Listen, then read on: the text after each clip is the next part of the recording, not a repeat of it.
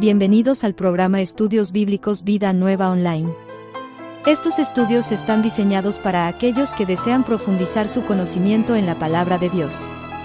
Nuestro objetivo es llevarles un estudio bíblico sólido basado en la Biblia para ayudarles a comprender mejor la verdad de Dios y cómo aplicarla en su vida diaria. Únanse a nosotros en estos estudios bíblicos y experimenten la verdad de Dios de una manera nueva y edificante. Dirige Rodolfo Vargas.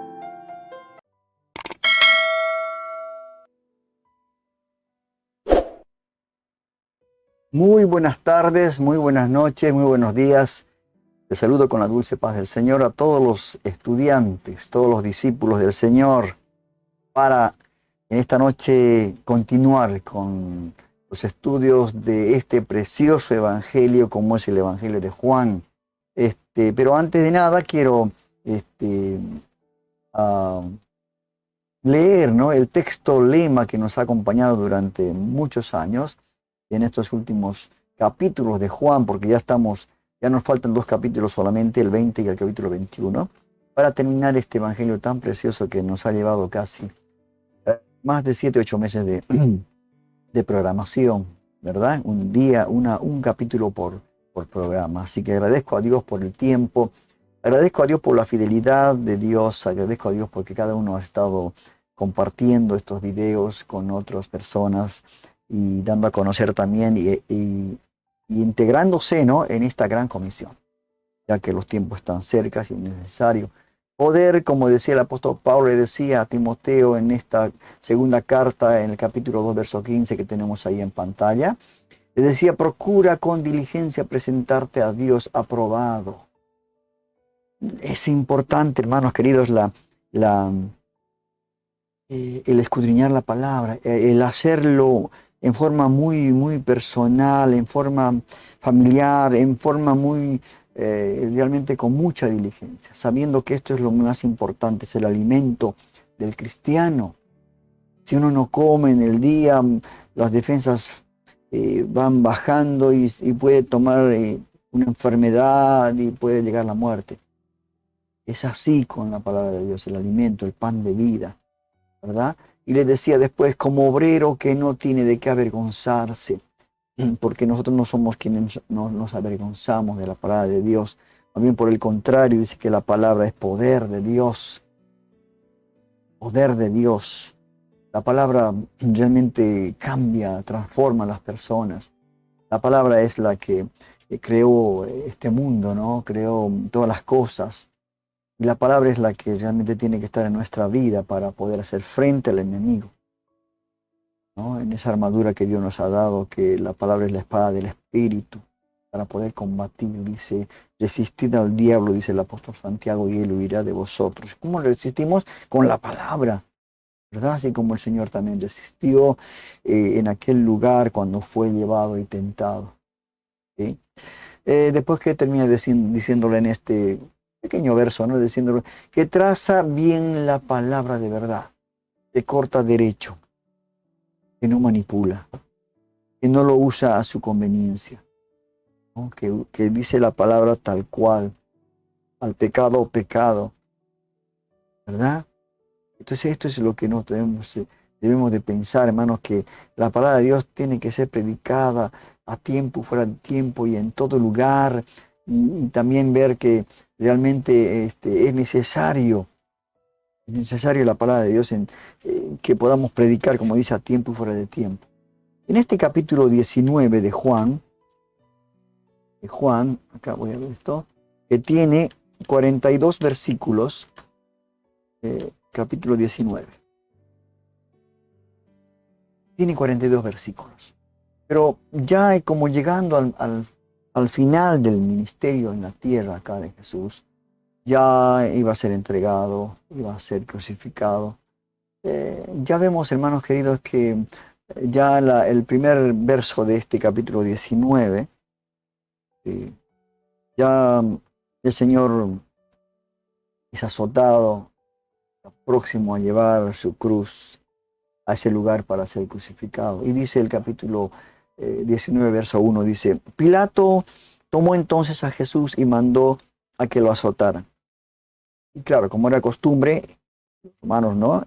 Era que al prisionero se le azotara de una manera cruel y hasta se excedieron quizás, según los relatos, aquellos que hicieron estos estudios acerca de cómo fue la tortura que le hicieron a Jesús. Se excedieron tan cruelmente y los castigaban para que se retracten de sus declaraciones a los prisioneros. Pero en este caso, y Pilato quiso con ello también la intención de apaciguar a los judíos con este castigo que se le estaba dando.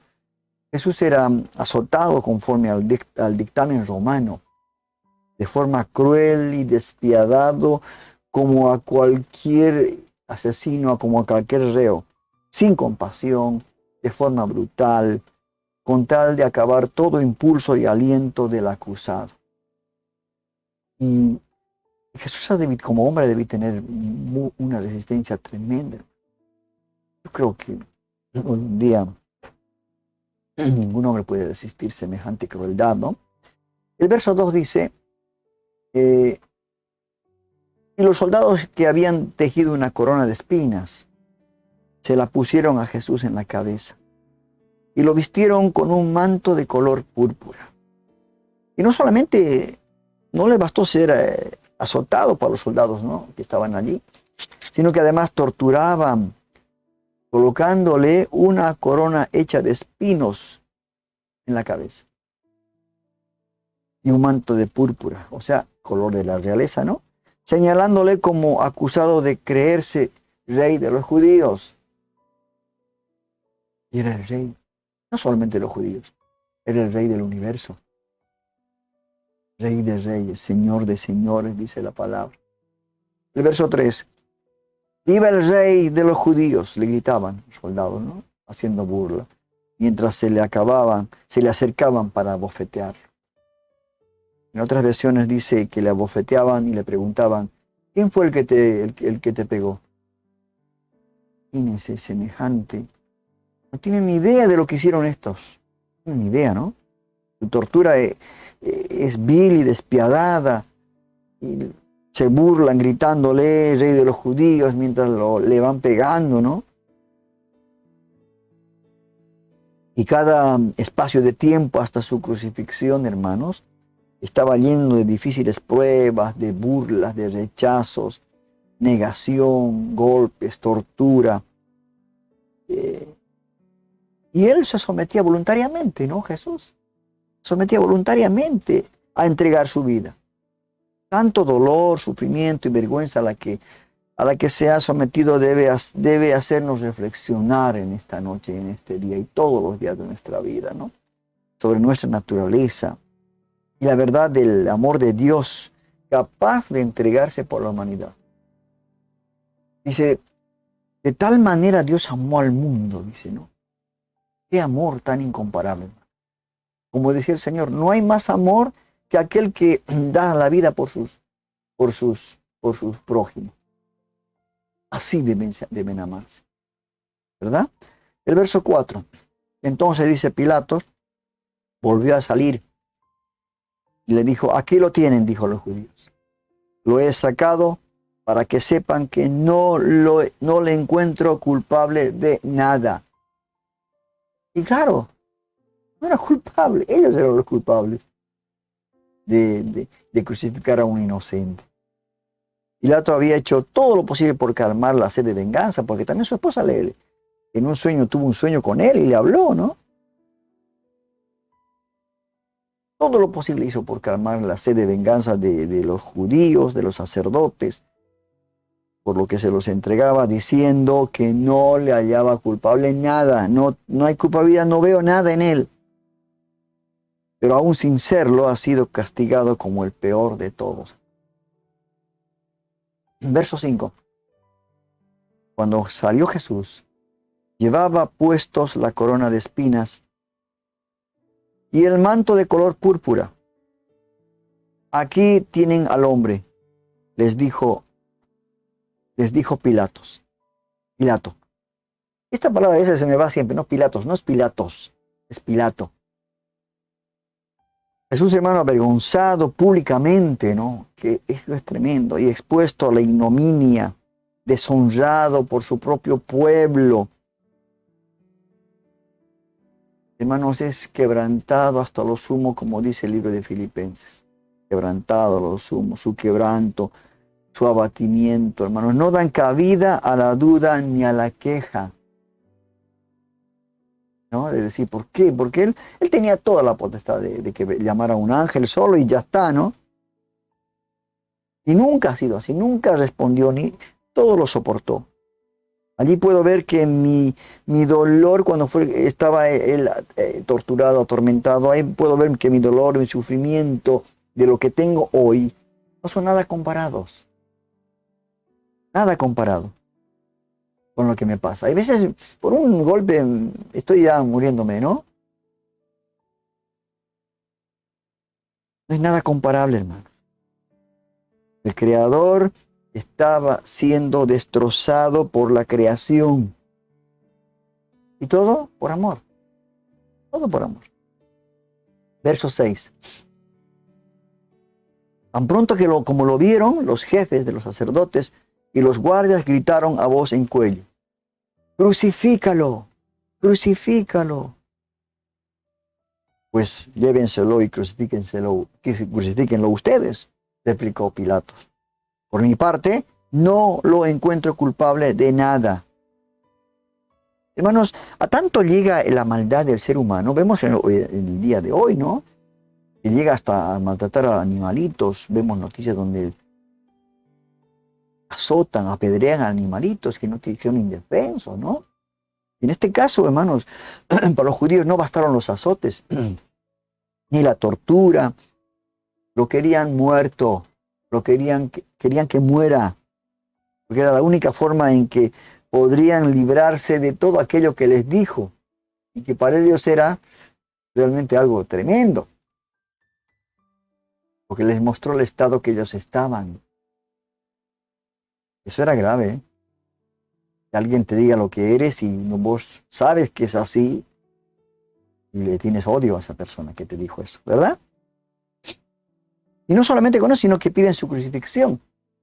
En aquel momento era un método que usaban los romanos, ¿no? Era un método brutal para dar muerte a los malhechores. No solamente a ellos, sino a los bandidos, enemigos del Imperio Romano. Usado también para evitar que los pueblos conquistados se levantasen en contra del imperio. Pues les decían que el castigo podía aplicarse de esta manera. Se los tenían amedrentados. Una forma de tenerlos dominados, ¿verdad? El verso 7. Respondiendo, nosotros tenemos una ley. Le dieron los judíos, ¿no? Y según esa ley, debe morir, porque se ha hecho pasar hijo de Dios. Insistieron los judíos. Tenían tanto por las profecías, los libros de los hechos de los profetas, decían todo esto. ¿Cómo no poder entender, no? ¿Cómo los sacerdotes alegan que su causa es justa? O lo que estaba pasando era justo porque Jesús se creía, se hacía pasar por hijo de Dios. Lo cual, según la ley judaica, es castigado con la muerte aquel que se quería hacer pasar como hijo de Dios. Pero es que él era el hijo de Dios. Lo que no entienden es que tienen al hijo del Dios que predican, aquel quien dicen creer y por el que fueron hechas todas las cosas.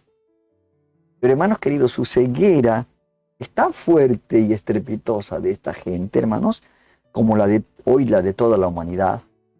Todavía es incrédula, pues ellos solo representan a todo ser religioso, pero no solamente religioso, sino incrédulo, los cuales abundan hoy en día, ¿no? Ellos apelan al cumplimiento de su ley, ¿no? Protegida por el emperador y que debe ser puesta en cumplimiento por el gobernador civil que es Pilato. O sea, ellos tenían ya todo pensado. Vamos a ver una fracción de la película El Evangelio de Juan, que nos va a dar también un poquito más, ¿no?, imagen visual de lo que ha pasado en ese momento cuando el Señor estaba frente a Pilato. Escuchemos, hermanos, esto, ¿sí?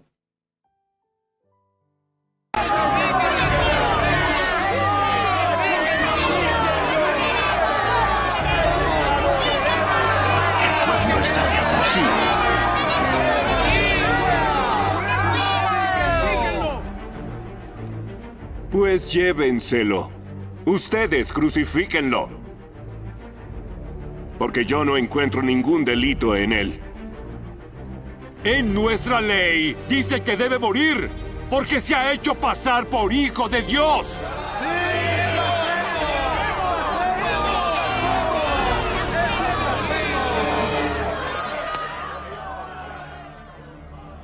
Entonces Pilato, cuando oyó estas palabras, se atemorizó aún más.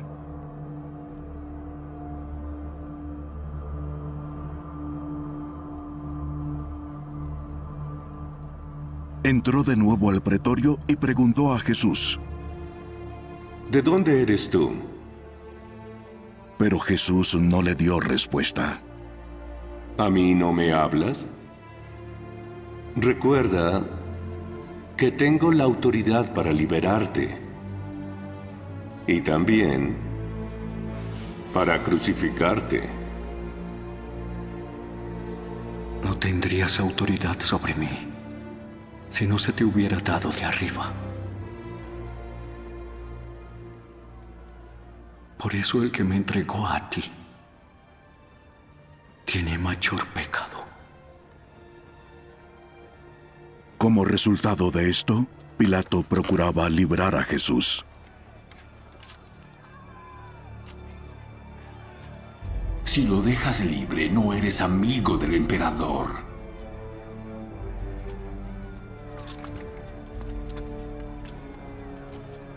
Cualquiera que se hace rey es un enemigo del emperador.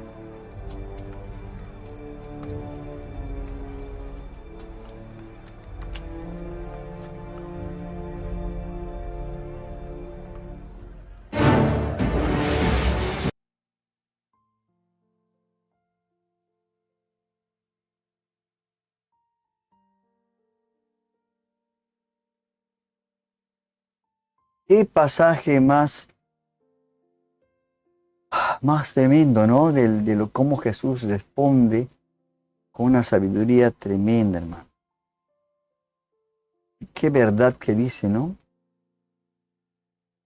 Que le dice en ese verso 10.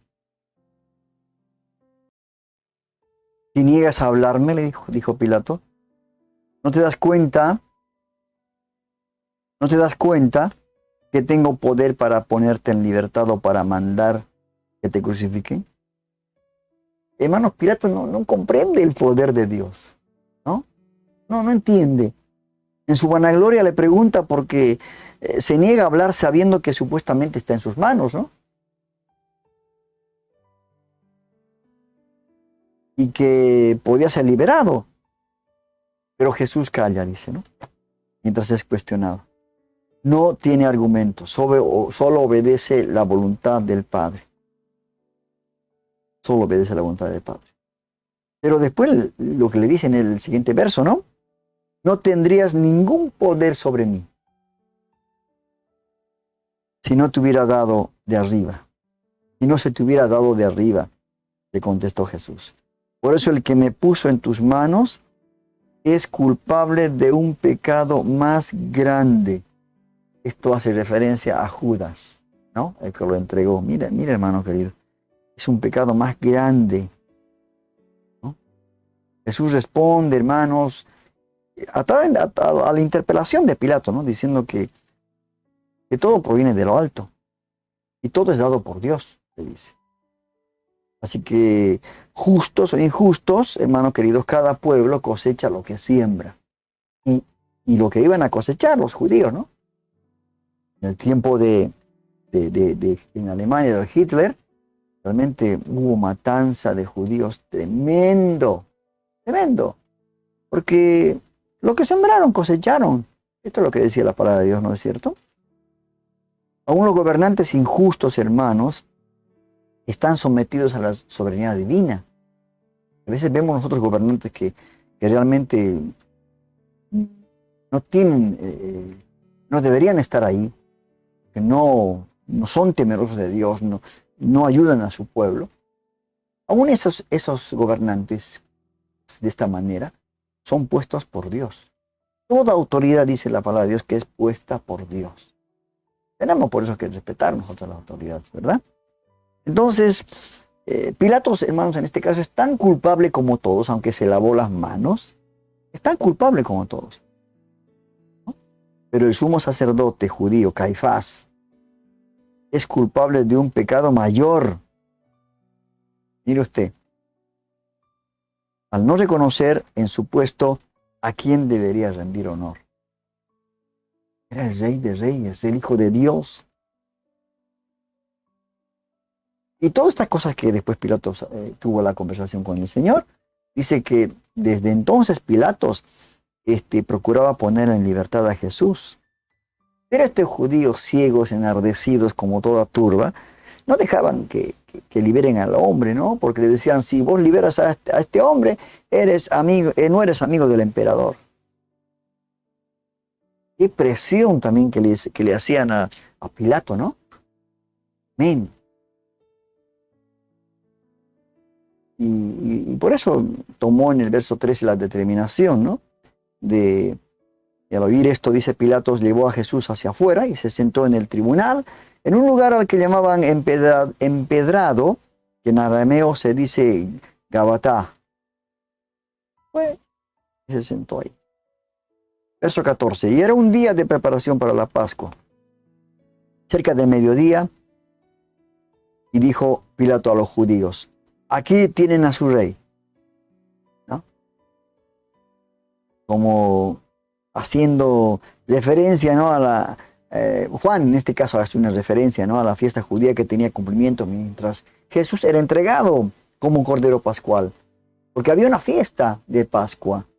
Este es el viernes, día de preparación para el descanso sabático de los judíos. Pilato entrega a Jesús para el cumplimiento de la voluntad judía, temiendo repercusiones de no hacerlo, ¿no? Considerándose enemigo, le decían que. El verso 15, más dice, ellos dijeron, fuera, fuera, crucifícalo, vociferaron. ¿Acaso voy a crucificar a su rey? Replicó Pilato. No tenemos más rey que el emperador romano, contestaron los jefes de los sacerdotes. Qué ironía, ¿no, hermanos queridos? Qué tremendo, qué tremendo. Y Pilato hace preguntas para tratar de escabullirse de su culpa, ¿no? Preguntas sin sentido, ¿no? A veces nos damos cuenta, hermanos, cuánta contaminación entre el poder político hoy en día y el religioso. ¿No? Cuánta contaminación que hacen tomar decisiones injustas y seguir por caminos de perdición. Pero esto está lo que están sembrando. Cada gobierno de cada país está sembrando para cosechar, ¿verdad? El poder político, hermanos, nunca estará por encima del poder espiritual. Nunca. Por eso eso no se basa en posición, sino en autoridad. Qué tremendo, hermano. Verso 16. Así que dice, entonces Pilato se lo entregó para que los crucificaran y los soldados se lo llevaron. O sea, ahí se ve lo que la esposa de Pilato debe teniendo ese sueño. Pilato se lavó, le dijo que no se manche con sangre inocente. Y bueno, al final entregó a los judíos para que ellos lo crucifiquen. Y vemos cuánta injusticia, cuánto dolor, hermanos, tuvo que soportar nuestro Señor para salvarnos, ¿no? Su pueblo lo estaba entregando a morir. Aquel pueblo al cual sanó, liberó, los alimentó, ¿verdad?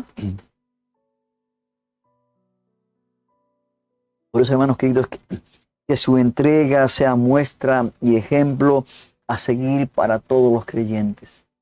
Que tenemos que entregar la vida por causa de Él. Esto es importante. Verso 17. Jesús salió cargando su propia cruz hacia el lugar de la calavera, que en arameo se llama Gólgata. Sale Jesús azotado, rechazado, dolido, sufrido, tratado como el peor de los delincuentes, ¿no? Juzgado con tal injusticia que no hay ninguno en el mundo. Y no solo eso, sino sale cargando otro dolor más para soportar, y esta era la cruz. Y no es una madera así liviana, era una madera muy pesada. Esos árboles que producen maderas muy duras, en este momento no tengo el nombre, pero era muy pesado, muy pesado. Tiene que soportar esa cruz donde le tendrían que crucificar. Hermanos, si hay algo cruel en todo su tratamiento, terminar de hacerle cargar su propia cruz, hermano. Esto es lo más grave. Jesús lo había soportado todo con toda hombría, hermanos, con toda hombría, con tal humildad. Y podía liberarse, ¿no? Asimismo con una palabra. Él prefiere callar y sufrir por amor, por cada uno de nosotros. Vamos a ver un fragmento nuevamente de la película. Esta película está en el fragmento del verso 15 al 17. Vamos a ver.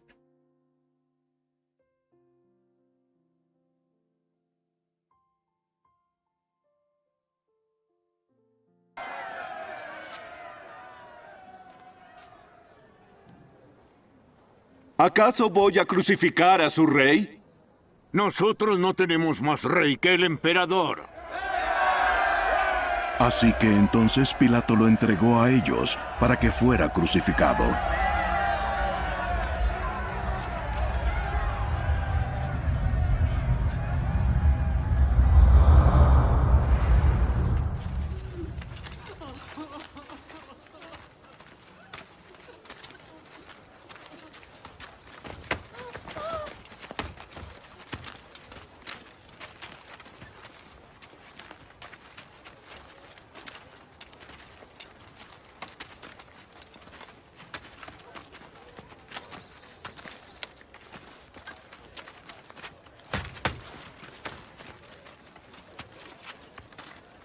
Tomaron pues a Jesús, y él salió cargando su cruz al sitio llamado el lugar de la calavera, que en hebreo se dice Gólgota.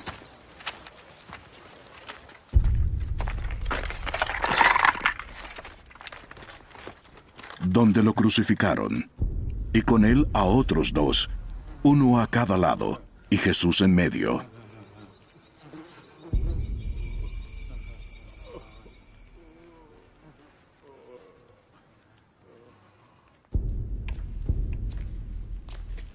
Pilato también escribió un letrero y lo puso sobre la cruz.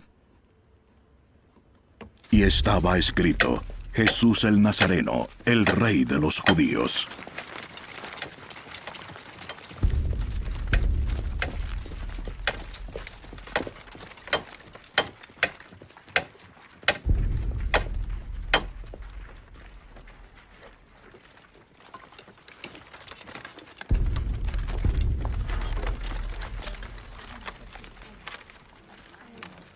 Entonces muchos judíos leyeron esta inscripción, porque el lugar donde Jesús fue crucificado quedaba cerca de la ciudad. Y estaba escrita en hebreo, en latín y en griego. Qué momento, hermanos, más, ¿cómo le puedo decir? Más doloroso, ¿no? Llevar su cruz. Es algo que, como dice en el verso 20, muchos de los judíos lo leyeron cuando pusieron ese cartel, porque el sitio en que crucificaron a Jesús estaba cerca de la ciudad. El letrero estaba escrito en arameo, latín y griego. O sea, todos pudieron leerlo, ¿no? En aquel entonces, de modo que ninguno de los que estaban ahí, ya sean griegos, ya sean judíos, se quedarían sin saber que allí fue muerto, el verdadero rey de los judíos y de todo creyente. Juan escribe esto como algo que causó impacto. Y es así, es lo real, ¿no? El verso 21 dice: no escribas rey de los judíos, protestaron ante Pilato los jefes de los sacerdotes judíos. Él era quien decía ser rey de los judíos. Era él quien decía ser rey de los judíos. Verso 22. Lo que he escrito, escrito queda, les contestó Pilato. O sea, los sacerdotes protestaron, ¿no? Dijeron, ¿por qué está escribiendo ese letrero? Era inconcebible. Pero Pilato, a pesar de su insolencia, lo dejó, ¿no?, como testigo vil de la verdad. El hombre que había crucificado, que había mandado a crucificar, era su Salvador. Oh, qué verdad tremenda, hermano. Era su Salvador. Así como la naturaleza terrenal corrompida por el mal responde ante tal acto de amor y misericordia, así es como responde el ser humano. Tremendo, hermano. Verso 23. Cuando los soldados crucificaron a Jesús, tomaron su manto y lo partieron en 4 partes. Estos detalles solamente lo comenta el Evangelio de Juan. No se olvide esto, ¿verdad? En otros evangelios, algunas otras cosas que pasaron, pero Juan es especial en este sentido. Dice, una para cada uno de ellos. Tomaron también la túnica, la cual no tenía costura, sino que era de una sola pieza tejida de arriba a abajo. No la dividamos, se dijeron unos a otros. Echemos suerte para ver a quién le toca. Y así lo hicieron los soldados. Esto sucedió para que se cumpliese la escritura que dice, se repartieron mi manto y sobre mí echaron suerte, sobre mi túnica echaron suerte. Es, hermanos, tremendamente impresionante cómo la profecía bíblica describe, ¿no?, acá en este pasaje, cada uno de los aspectos de la vida, muerte y resurrección de Cristo. Los soldados se repartieron de su manto, sobre su túnica jugaron a los dados, cosas que nadie habría de saber de forma tan específica, ¿no? Dios lo había revelado por medio de sus profetas. Desde la antigüedad. Ahí en el Salmo 22, verso 18, lo dice también, ¿verdad? Verso 25. Y dice, y junto a la cruz de Jesús estaba su madre, la hermana de su madre, María, la esposa de Cleofas, y María Magdalena. Siempre las mujeres, ¿no? En momentos de dolor, de necesidad, en momentos de trabajo. Dios realmente, hermanos, no se equivocó, ¿no?, cuando creó a la mujer como una ayuda. Qué hermoso, hermano. Allí junto a la cruz estaban, por decir, los más valientes. Su madre, quien con valentía enfrentó, hermanos, todo el sufrimiento de su hijo, y aquel a quien seguramente sentía como hijo. No solamente como su hijo, sino más que como su Salvador. Ella sabía esto y guardaba en su corazón. Qué tremendo, hermanos. Y qué dolor, ¿no?, para una madre cuando sufre un hijo.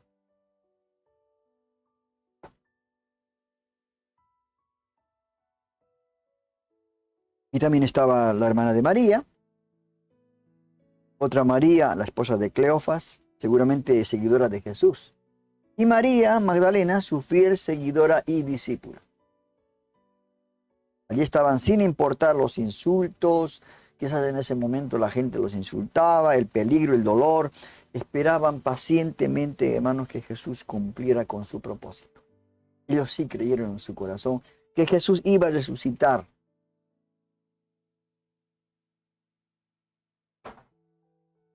El verso 26. Cuando Jesús vio a su madre y a su lado al discípulo quien él amaba, dijo a su madre, mujer, ahí tienes a tu hijo. Verso 27.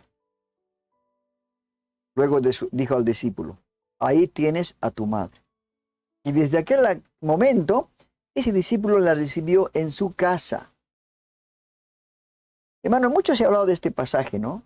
La iglesia tradicional se basa en este acontecimiento para acomodar cierta preeminencia sobre María, la madre de Jesús, como queriéndole dar algún designio de intercesora. como diciéndole, bueno, a ella tienen que recurrir. Pero el Señor le dijo muy claro, yo soy el camino, la verdad y la vida. Nadie llega al Padre si no es por mí. Y María, cuando su madre, cuando faltó el primer milagro en Capernaum, las bodas de Canaán, perdón, le dijo, ¿no? Hagan lo que les dice. Le dijo bien claramente, ¿verdad? Pero como podemos ver en este pasaje, hermanos, ni en ningún momento hace tal aseveración Jesús, ¿no? Es claro que María entendía su propósito conforme al llamado de Dios, por supuesto. Y jamás se atrevería a tomar el lugar de él, porque le pertenece a Jesús, su hijo en la tierra. Ahora, como fiel guerrera, ella, como todos nosotros, esperamos en Cristo también su salvación. Todos nosotros. Y lo que sucede aquí es una muestra de amor filial, ¿no? En el cual el discípulo amado se encargaría de cuidar a su madre, su querida madre. No la iba a dejar sola. ¿Verdad? Si tiene algún sentido espiritual, esto que relata Juan, es el que todo creyente debe tener hacia María. Nosotros hablamos de María. O sea, podemos hasta predicar, dar un sermón, un mensaje acerca de María, ¿no? Y lo hacemos con una gratitud inmensa por tal tremendo sacrificio de amor hacia Dios. Su vientre vio nacer al Salvador. Y Jesús, en Juan, nos pide que como discípulos cuidemos de María, haciendo referencia a su iglesia, ¿no? Esto es la manera que tenemos que proceder. Porque él mismo dijo, el mismo Señor dijo, hermanos, porque todo aquel que hace la voluntad de mi Padre, que los cielos de mi Padre, ese es mi hermano, ese es mi hermana y mi madre. Lo dijo Jesús. Mateo 12:50. Y los que obedecen a la voluntad del Padre son la iglesia, ¿no? La iglesia somos nosotros. ¿Verdad? Somos nosotros. En obediencia para con el Padre. Por eso es necesario obedecer la palabra de Dios. María acá hace la representación de su iglesia, la cual cuidó, la cual quedó, perdón, se me trabó la lengua, quedó al cuidado de los apóstoles. La iglesia, hermanos queridos, es la madre que nos recibió como hijos de Dios. Es una gran realidad. Por eso Jesús dice, ¿no? Mujer, ahí tienes a tu hijo. Y luego al discípulo, ahí tienes a tu madre. El discípulo ahora tiene una madre, como es la iglesia, que lo recibe con sus brazos maternales, y el discípulo brinda un hogar a esta madre al congregarse en unidad. Está todo, yo creo que todo está preparado en el plan de Dios. Vamos a ver un fragmento nuevamente de estos versículos que se resumen del 25 al 30. Vamos a ver qué nos vemos en este fragmento.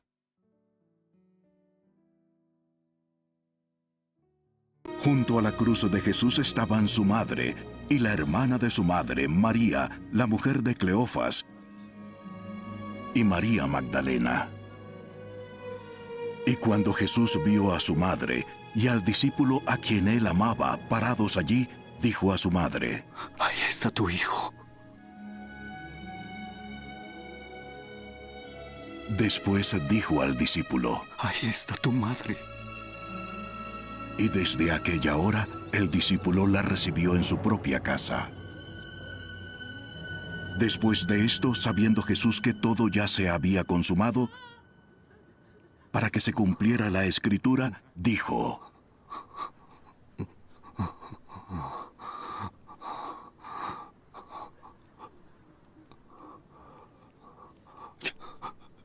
Yo tengo sed.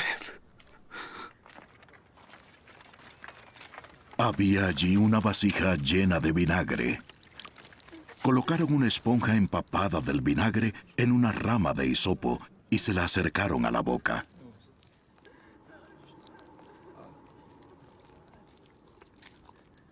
Entonces, cuando Jesús probó el vinagre, dijo: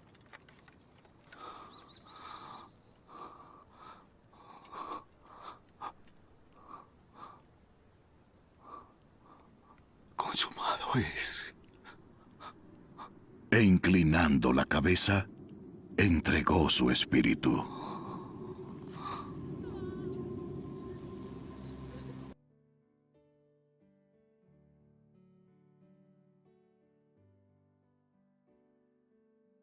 Consumado es. Esas palabras que tienen un significado tremendo, ¿no? Consumado es. Qué importante, hermanos. Al probar Jesús el vinagre, dice en este verso 30, dijo: todo se ha cumplido. Todo se ha cumplido. Luego inclinó la cabeza y entregó su espíritu. Hermanos, la consumación de la obra en la cruz, esto cuando Él dijo, nos recuerda que la vida, nuestra vida tiene un propósito. Tiene un propósito. El de Jesús fue la redención, ¿no?, de la humanidad pecadora, pero su obra no terminó en la cruz. No terminó en la cruz. Sino que allí culminó su vida corporal, su cuerpo, en donde entrega su espíritu y nos rememora, ¿no? Recuerda que el espíritu del hombre vuelve al Padre. Nuestro cuerpo físico va a la tumba, a la tierra, donde fue formado. Y por último, nuestra alma va al paraíso o al Seol. Dice la palabra de Dios: el alma que pecare, esa morirá. Mientras esperamos el juicio eterno. Establecido, dice, para el hombre que muera una sola vez y después de esto, qué tremendo, hermano. Consumado es. Esta palabra memorable de Jesús. Y fue así, hermano. Fue así, tal cual. Verso 31. Era el día de la preparación de la Pascua. Los judíos no querían que los cuerpos permanecieran en la cruz en sábado, por ser este un día muy solemne. Mire usted, ¿no? Así que le pidieron a Pilato ordenar que se les quebraran las piernas a los crucificados y bajaran sus cuerpos. Verso 32. Y fueron los soldados y le quebraron las piernas al primer hombre que había sido crucificado con Jesús y luego al otro. O sea, como era tiempo de la Pascua judía, hermanos, estaban celebrando esa fiesta, y la muerte de la cruz era una muerte no rápida, era una muerte lenta y en agonía, en la posición que estaban. Y los judíos, para ya no tener más ese sufrimiento, pedían que se les quebraran los huesos de las piernas, para que esa muerte se apresurara, se acelerara esa muerte, ¿no? Y así lo hicieron con los dos hombres que estuvieron crucificados con el Señor. Verso 33. Pero cuando se acercaron a Jesús y vieron que ya estaba muerto, no le quebraron las piernas. No le quebraron las piernas. Como podemos ver, hermanos, en esto, todo encaja en el propósito profético de Dios. A Jesús no le fracturaron las piernas porque ya había muerto. No así con los otros dos que fueron crucificados. Verso 34. Sino que uno de los soldados, dice, le abrió el costado con una lanza al Señor y al instante le brotó sangre y agua. Qué momento más doloroso, ¿verdad? Porque para corroborar a los soldados que habían muerto, su costado fue atravesado por una lanza de donde brotó, dice, agua y sangre. Seguramente lo último de sangre que su cuerpo tenía acumulado, ¿no? Porque de tanto lo que había perdido desde la noche en que fue arrestado. Y también debido a su inflamación de todo su cuerpo mutilado. En otro momento vamos a ver, hermanos, clínicamente, cómo fue tratado su cuerpo, a qué instancias llegó ese cuerpo, el sufrimiento, las llagas, la laceración. Esto vamos a ver en otro momento, ¿no? El verso 35 dice, el que lo vio ha dado testimonio de ello, Juan, ¿verdad? Y su testimonio es verídico. Él sabe que dice la verdad para que también ustedes crean.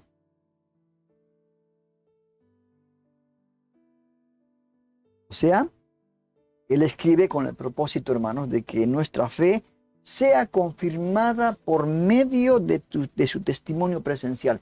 Él estuvo ahí en el día que fue crucificado Jesús. Para que nuestra fe sea confirmada. Verso 36. Estas cosas sucedieron, dice, para que se cumpliese la Escritura. No le quebrarán ningún hueso. Verso 37.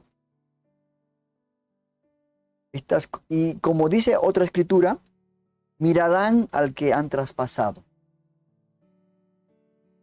O sea, toda la escritura, hermanos, es profética y el Nuevo Testamento es solo cumplimiento del Antiguo Testamento, como estamos viendo en este pasaje, ¿verdad? En donde los profetas,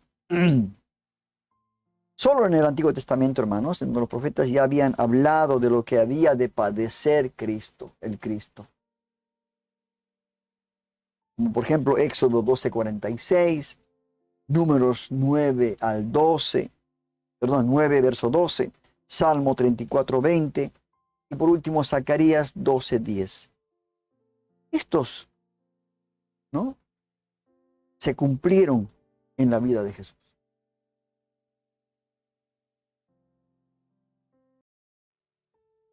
Verso 38.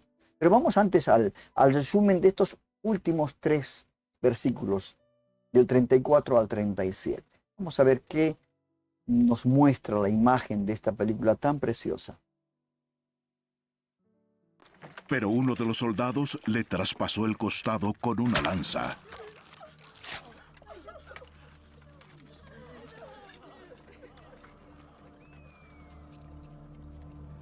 Y al momento le brotó sangre y agua.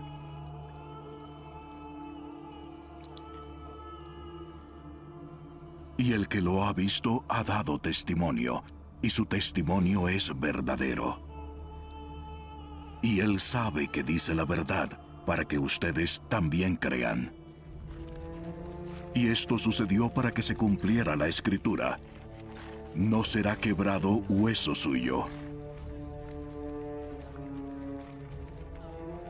Y también otra escritura dice, mirarán a aquel que traspasaron.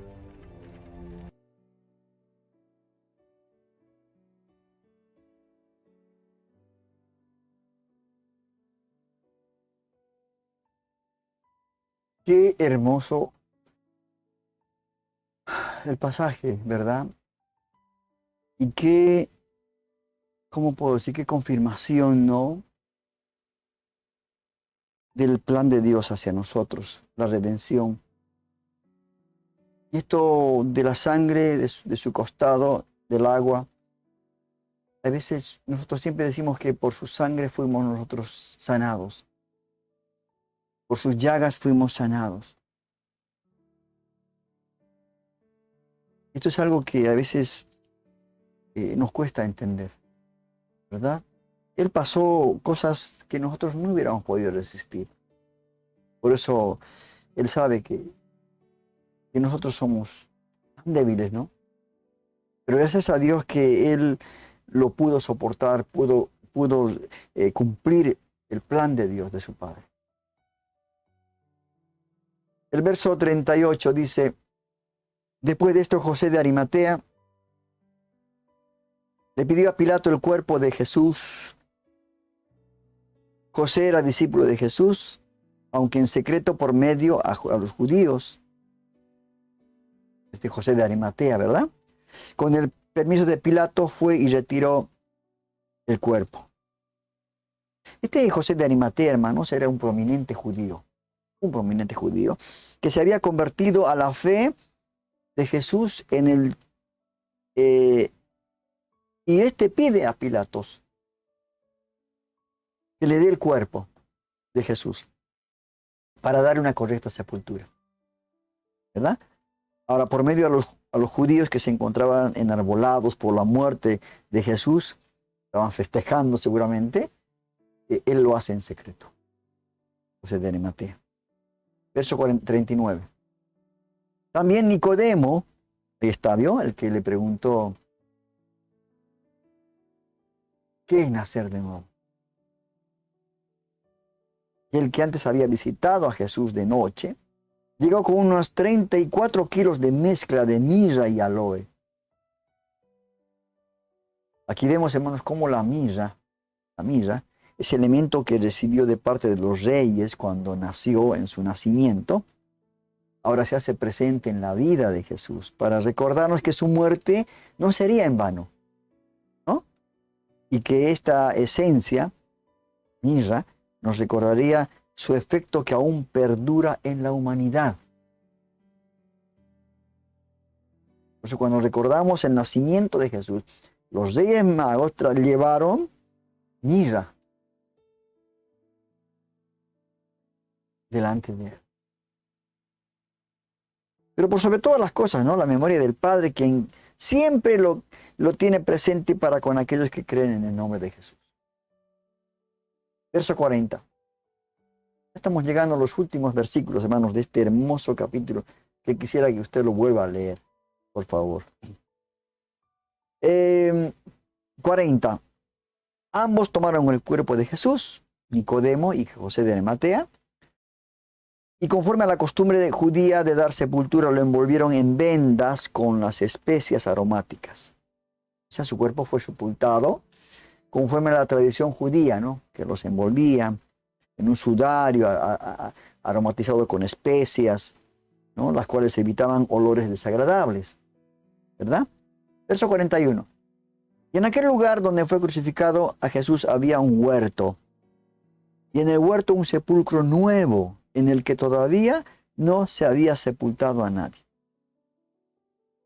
Hermanos, Jesús se hizo a sí mismo el más pobre de los pobres. Imagínense cómo nació. En un establo sucio, oscuro, ¿no? Ahora es puesto en una tumba cercana. Ni aún su tumba le pertenecía. Por eso él decía, el Hijo del Hombre no tiene dónde recostar su cabeza. Qué tremendas palabras del Señor, hermano. Ni aún la tumba le pertenecía. Pero Dios ya había provisto suministro para que su cuerpo descansara mientras se esperaba su gloriosa resurrección. Esto es el tema importante, la columna vertebral de todo esto.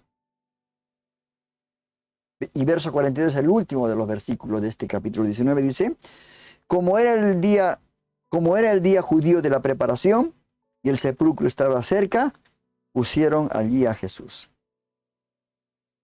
Siendo día viernes y no queriendo faltar a la tradición judía, pusieron su cuerpo en el sepulcro que habría de conocer. Ese sepulcro iba a conocerse el poder de Dios. Y con este versículo, hermanos queridos, doy por finalizado este capítulo 19. Nuevamente, léalo otra vez este capítulo 19. Va a ser de mucha bendición para su vida. Y Jesús resucitó. Jesús, en el capítulo 20 vamos a ver cómo resucitó Jesús.